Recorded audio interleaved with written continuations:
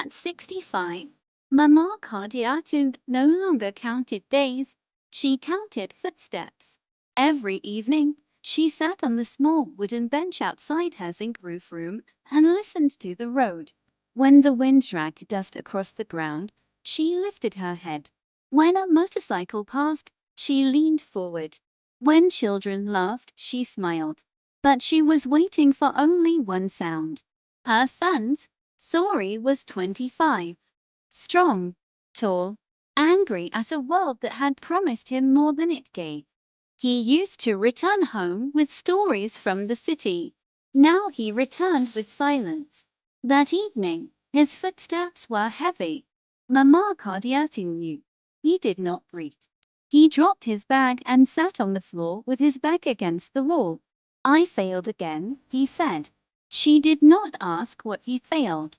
Old women learn that some pain becomes smaller when it is not forced to explain itself. Instead, she stood slowly and went inside. There was only 1 cup of rice left.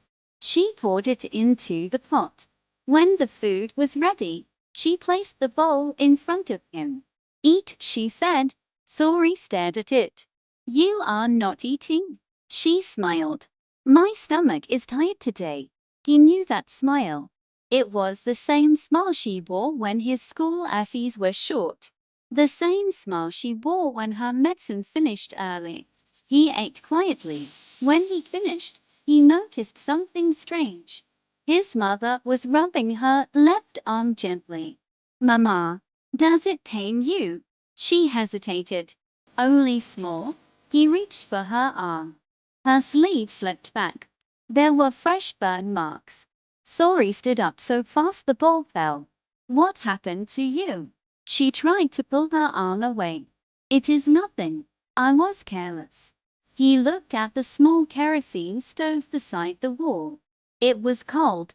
You cooked with firewood today, he said slowly. She said nothing. His eyes moved to the corner of the room. The kerosene container was empty.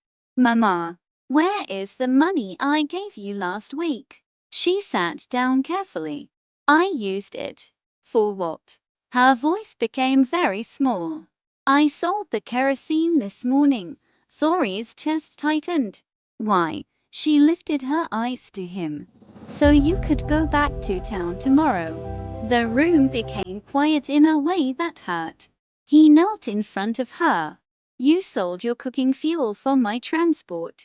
You need to move, she said softly. I only need to stay. His hands trembled. Mama, what if I never succeed? She reached for his face and held it the way she did when he was a child and fever refused to leave him. Then you will still be my son. He broke, not loudly, not dramatically. He simply folded into her knees like a tired boy who had walked too far. I am tired, he whispered. She placed her hand on his head. I know. That night, Sori did not sleep. Before dawn, he stood up quietly and wrote something on a small piece of paper. When Mama Cardiata woke up, the room was empty. Her heart jumped. Then she saw the paper on the stool. Mama, I am not running again. I am going to learn something with my hands here in the village. I will start small, but I will start. Under the note, neatly placed, was a small blue container. Full, kerosene. Mama Cardiata sat down slowly. For the first time in many years, she was not counting footsteps. She was counting hope.